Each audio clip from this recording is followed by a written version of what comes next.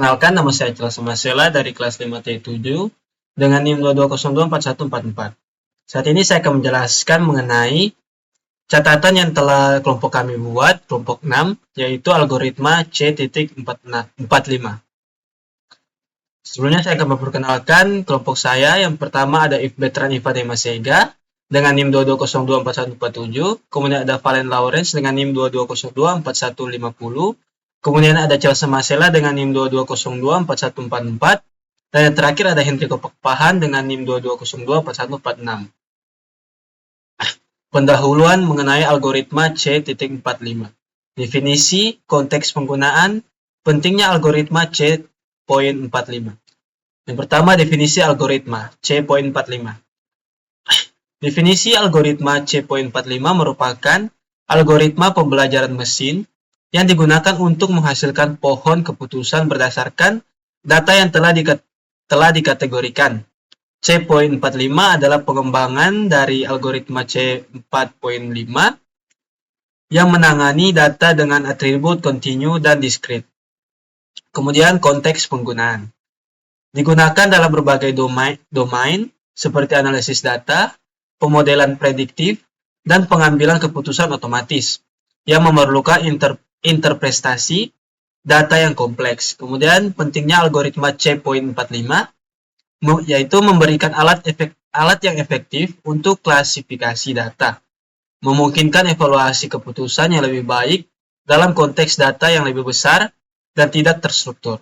Sekian dari saya, selanjutnya akan dilanjutkan oleh teman saya. Terima kasih. Perkenalkan, nama saya Hendriko Pakpahan dengan NIM 2024146. Di sini saya akan melanjutkan presentasi dari teman saya,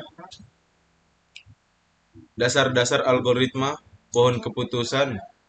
Pohon keputusan, konsep dasar, faktor pemisahan.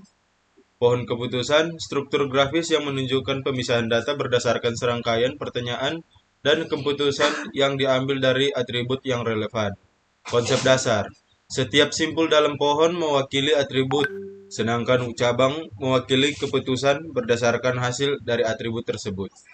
Faktor pemisahan, proses pembagian dataset dilakukan untuk memaksimalkan informasi yang diperoleh dengan menggunakan metrik seperti entropi dan gain informasi. Prinsip kerja algoritma C45.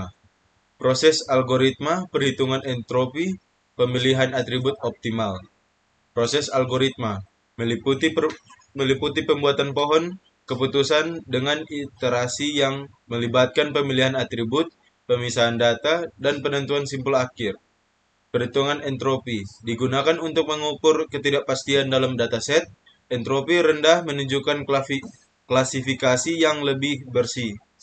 Pemilihan atribut optimal melalui perhitungan gain informasi, atribut dengan value tertinggi akan dipilih untuk pemisahan selanjutnya. Analisis kompleksitas algoritma C45. Kompleksitas waktu, kompleksitas ruang, perbandingan dengan algoritma lain. Kompleksitas waktu. Dalam kasus terbaik, kompleksitas ini merupakan O, N log N. Tetapi dalam kasus terburuk dapat mencapai O, N pangkat 2. Bergantung pada struktur data dan pemisahan. Kompleksitas ruang mengacu pada memori yang digunakan saat mengimplementasikan pohon keputusan yang biasanya linear terhadap jumlah data. Perbandingan dengan algoritma lain. Dibandingkan dengan algoritma lainnya seperti chart, C45 memiliki kelebihan dalam menangani atribut kontinu dan memberikan hasil yang lebih transparan.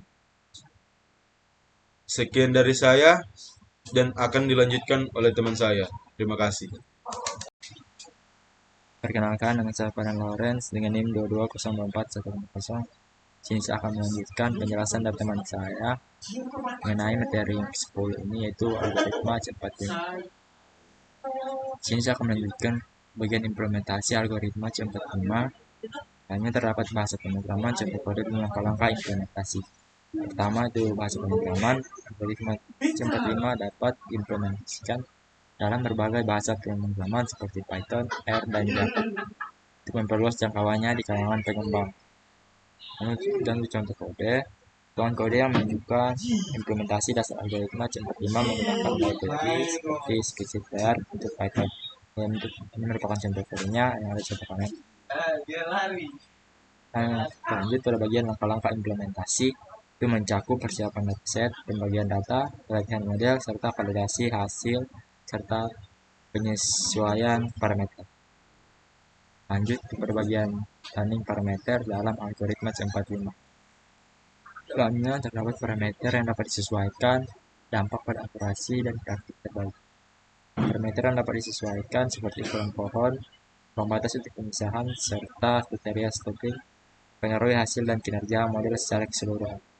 Untuk pada dampak pada akurasi, ketidakakuratan dalam pengaturan parameter dapat menyebabkan overfitting atau underfitting yang berdampak signifikan pada akurasi klasifikasi. Dan yang lanjut pada praktik terbaik, melakukan cross validation dan grid search untuk menemukan hubungan parameter yang optimal untuk model yang dibangun. Kelebihan dan kekurangan algoritma C45. Sebagian kelebihan dan kekurangan dan kapan untuk penggunaannya. Kelebihan, mampu menangani data dengan atribut kontinu dan diskrit, transparansi hasil, serta mudah untuk diinterpretasi oleh penggunaan. Kekurangan, kecenderungan untuk overfitting pada dataset kecil, rentan terhadap noise yang dapat mempengaruhi hasil klasifikasi. Kapan penggunaannya itu ideal digunakan dalam analisis data di mana interpretasi hasil menjadi penting atau dalam situasi data tidak struktur. Dan lanjut, penggunaan algoritma C45 dalam industri. Contoh penerapan, dalamnya terdapat contoh penerapan, hasil yang diperoleh, dan analisis keberhasilan. Contoh penerapan, itu algoritma C45 dapat digunakan untuk memprediksi kejadian penyakit dalam proyek penelitian kesehatan, membantu dalam pengambilan keputusan klinis. Dan kedua itu hasil yang diperoleh. Model yang dikembangkan dengan C45 menunjukkan akurasi tinggi dalam klasifikasi data medis, meningkatkan hasil perawatan pasien. Dan yang ketiga itu analisis keberhasilan. Studi ini menunjukkan bagaimana algoritma C45 dapat meningkatkan efisiensi operasional dan menekan biaya perawatan kesehatan. Kemudian saya akan lanjut untuk memperlihatkan contoh perhitungan C45 dan keputusan.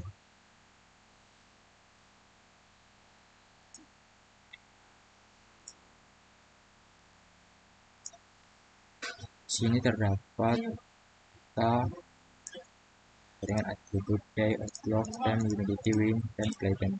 Di dalamnya terdapat data-data yaitu ada hari-hari pertama sampai 15. Outlook dari ada beberapa value, ada sunny, overcast, rain, sunny, overcast, dan rain. Ada 3 value. Dan di bagian time ada hot, mild, cold. Humidity ada high dan normal, untuk wind ada weak dan strong. Untuk volcanic ada no dan miss. Untuk data-datanya, untuk perhitungannya itu kita akan memerlukan untuk atribut jumlah kasus, no, yes, entropy, information gain, speed info, dan gain review.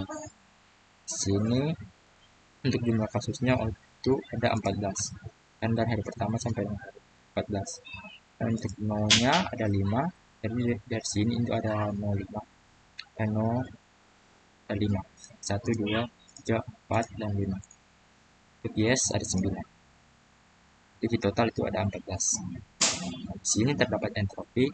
Entropi ini dicari dengan menggunakan rumus. Untuk rumus yang ada digunakan di Excel itu dengan seperti ini. Yang sudah sesuai dengan rumus untuk penghitungan entropi. Dan kalau untuk information gain itu rumusnya seperti ini. Dan untuk rumus split info seperti ini serta gain ratio seperti ini. Semua sudah dihitung berdasarkan rumus. Selanjutnya itu perbagian keputusan. Nah, perbagian keputusan ini akan diambil yang paling pertama itu nilai gain ratio-nya yang tertinggi. Di sini nilai gain ratio tertinggi adalah atribut outlook dan terdapat 4 atribut. 3, 4. Di sini yang paling tinggi itu outlook dengan gain ratio seperti ini. 0,15 sampai seterusnya. Jadi ambil, jadi dia ditaruh di paling atas satu outlook. Untuk melanjutkannya ini kan terdapat cache, Rainy, dan Sunny. Di dalam outlook terdapat 3 itu cache, Rainy, dan Sunny. Jadi di portion cabang ke bawah seperti ini. Untuk overcast yaitu yes. Kenapa yes? Karena pada jumlah kasus 4, nolnya tidak ada, hanya ada yes 4, jadi dia langsung yes. Untuk bagian win, untuk bagian Rainy itu win karena sudah dihitung berdasarkan perhitungan 45 untuk decision tree seperti ini. Dibagi lagi datanya, filter, dan didapat dari 3 atribut ini. Sini itu yang paling tinggi gain ratio-nya yaitu win. Jadi ditaruh di sini bawah, sebangan dari outlook ke bawah itu win. Sani juga seperti itu, dipilih humidity karena yang paling tinggi, dan di sini adalah humidity. Di sini masih ada lagi untuk lanjutannya ke bawah. Untuk perhitungannya tetap sama, itu yang seperti rumus perhitungan sempat ya.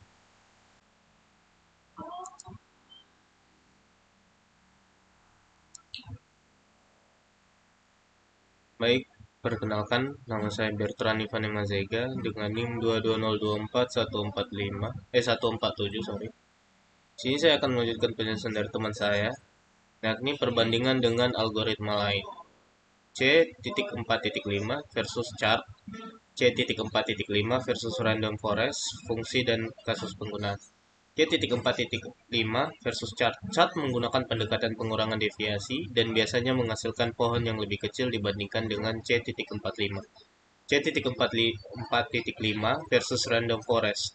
Random forest membangun sejumlah pohon keputusan untuk meningkatkan akurasi, tetapi lebih rumit dibandingkan C.45 dalam hal interpretasi, fungsi dan kasus penggunaan. C.45 lebih sesuai untuk analisis data eksploratif, sedangkan random forest